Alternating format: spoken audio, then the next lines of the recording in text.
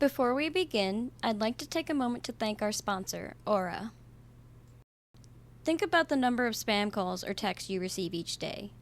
Have you ever found yourself second-guessing whether a message was real or a scam? What about a time when you were waiting for an important call? Did you end up answering every unknown number just in case? How did that experience make you feel? With the Data Broker opt-out feature, Aura will help remove your personal information from data brokers and people search sites that can sell your info to identity thieves, scammers, and more. Aura has tons of identity protection features such as Data Broker opt-out, financial fraud protection, Aura VPN, antivirus, certified data security and privacy, identity theft protection, and password manager. Plus, Aura will never sell your data to third parties. 24/7 US-based support around-the-clock US fraud specialists are available to help. I personally love the antivirus and password manager. As someone who forgets their passwords often, Aura makes it easy to store and access your online passwords securely and conveniently across apps. I get this all in one app at one affordable price.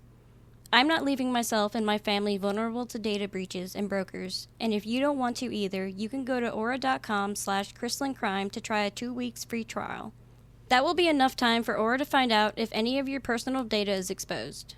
Thanks again to Aura for sponsoring this video. Louise Vermilya, born Louisa Wolfe in Cook County, Illinois, was the daughter of Prussian immigrants, Wilhelmina and John Wolfe. She was the third of 11 siblings and the eldest of 5 daughters. On April 2nd, 1885, at the age of 16, she married 24-year-old Fred Brinkkamp and relocated to the village of Barrington, located in the Cuba Township of Lake County, northern Illinois. The string of homicides linked to Louise Vermilya began in 1893 with the death of her first husband, Fred Brinkkamp, while the couple lived on their farm near Barrington, Illinois. The coroner ruled Brinkkamp's death as a heart attack, and no suspicions were raised, as his passing was attributed to natural causes. Following his death, Vermilya inherited $5,000 from Brinkkamp's life insurance policy, which named her as a beneficiary. Brinkkamp left behind 6 children, but tragedy struck again shortly after his death. 2 of their children, Cora Brinkkamp, age 8, and Florence Brinkkamp, aged 4.5, also died under mysterious circumstances. E.N. Blocks, an undertaker who owned a mortuary in Barrington, later recalled Vermilya's unusual enthusiasm for working around deceased bodies. Although she was not employed by him, Vermilya often involved herself in his work. Blocks remarked, "While I never employed her for a couple of years, I couldn't keep her out of the office."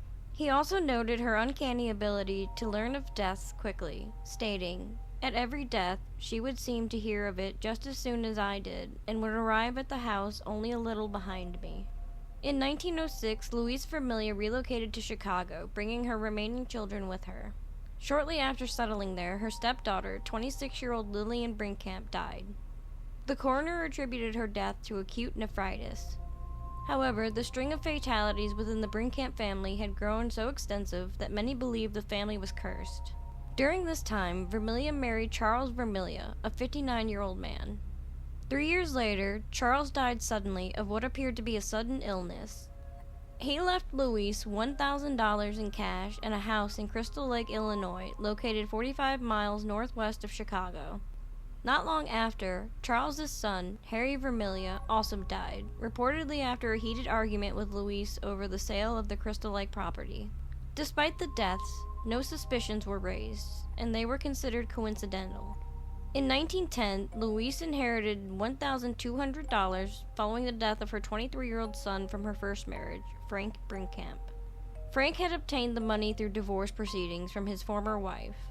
On his deathbed, Frank reportedly expressed suspicion to his fiancée, Elizabeth Nolan, claiming he believed he was going the way his father did. Louise's crimes then expanded beyond her family. On January 15, 1910, Jason Rupert, a railroad fireman and boarder in her home, became severely ill after dining with her. He died 2 days later, marking the beginning of a series of suspicious deaths among her boarders. In February of 1910, Louise married Richard Smith, a train conductor and another boarder in her home. Just weeks later, on March 11, 1910, Smith died 2 days after eating a meal prepared by her. His death was attributed to gastritis. However, Smith was still legally married to his estranged wife, who later voiced suspicions regarding the circumstances of his death. She suggested 3 possible motives. Louise may have killed Smith out of fear he would leave her, for financial gain, or because of jealousy from C.C. Boysen, an undertaker rumored to be romantically involved with Louise. While financial gain seemed to motivate the earlier deaths of family members, Louise's killings of boarders raised questions. She received no monetary benefits from their deaths, leaving her motives increasingly unclear. Louise Vermilya's downfall began with the death of Arthur Bissonnette. In October of 1911, Bissonnette and his father dined at Vermilya's home, only to experience severe abdominal pain shortly after the meal. Homicide detectives became suspicious when Bissonnette's father reported seeing Vermilya sprinkling a substance he described as white pepper over their food before serving it.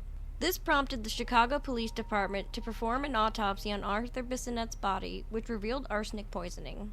Vermilya was promptly taken into custody following this discovery. Speculations arose regarding Vermilya's potential financial motives for Bissonnette's death. With her help, Bissonnette had been accepted into the Home Guard, a militia-like organization for men who were ineligible for military service. In return, he was expected to draft a will naming Vermilya as the sole beneficiary of the insurance policy he would receive through his employment. It was also rumored that after this planned marriage, Vermilya intended to name Bissonnette as the beneficiary of her own life insurance policy. However, shortly before his death, Bissonnette authored a new will naming his fiancée, Lydia Rivard of Kankakee, Illinois, as the sole beneficiary of his estate. Vermilya, listed as a witness to the document, later denied any knowledge of signing it, further deepening the mystery surrounding her motives and actions. On November 4, 1911, Louise Vermilya was rushed to the hospital after seemingly falling victim to her own deadly methods. Authorities reported that since her house arrest on October 28th, she had been ingesting the same white pepper she had allegedly used to poison others. By November 9th, her condition was critical, exacerbated by comorbidities such as valvular heart problems. She was discharged from the county hospital on November 24, 1911, but by December 9th, she had suffered a stroke that left her permanently paralyzed. Despite her declining health, Vermilya was required to attend all court proceedings, often doing so in a wheelchair. She was arraigned on November 6, 1911, before Municipal Judge Walker for the murder of Arthur Bissonnette. However, on March 7, 1912, a nolle prosequi was filed after it was discovered that Bissonnette had been taking medication containing arsenic, complicating the case. In a bid to streamline the legal process, a conference was held between the presiding judge, Judge Krystlynn, Attorney Joseph R. Bars, and the prosecutor. The prosecutor decided to prioritize the case of Richard Smith, stating, "There are several cases to which Miss Vermilya may be tried, and I don't want to try her more than once. For that reason, I want to pick out the strongest one, and I have concluded the Smith case is the strongest." Vermilya was rearrested and charged with Smith's murder. An autopsy conducted by Professor Walter S. Haynes, a chemist at Rush Medical College, confirmed evidence of arsenic poisoning in Smith's liver, with quantities sufficient to cause death. Vermilya was detained in the county jail, where she attempted suicide again. Her trial for Smith's murder began on March 21, 1912, and lasted 16 days. After the case was resubmitted for trial 10 days later, it was ended in another hung jury, as much of the evidence was deemed circumstantial. The trial faced additional challenges, including difficulties in juror selection. Many potential jurors were hesitant to impose the death penalty on a woman, or had biases influenced by widespread newspaper coverage of the case. Approximately half of those considered suitable for jury duty were also prejudiced against circumstantial evidence and were dismissed. The all-male jury's reluctance to convict a woman of murder raised questions about societal attitudes towards female defendants. By October 12, 1912, Vermilya remained in custody, awaiting trial alongside another accused murderer, Louisa Lindlof.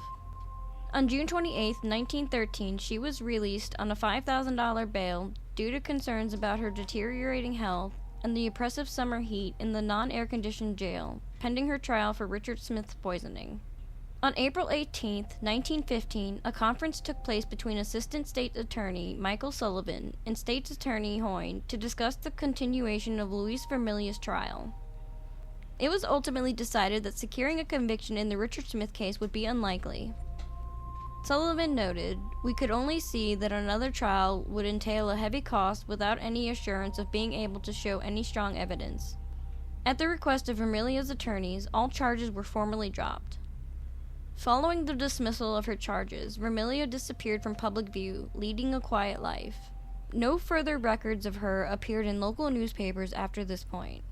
It is estimated that Vermilya accumulated approximately $15,000 through the deaths of 9 individuals.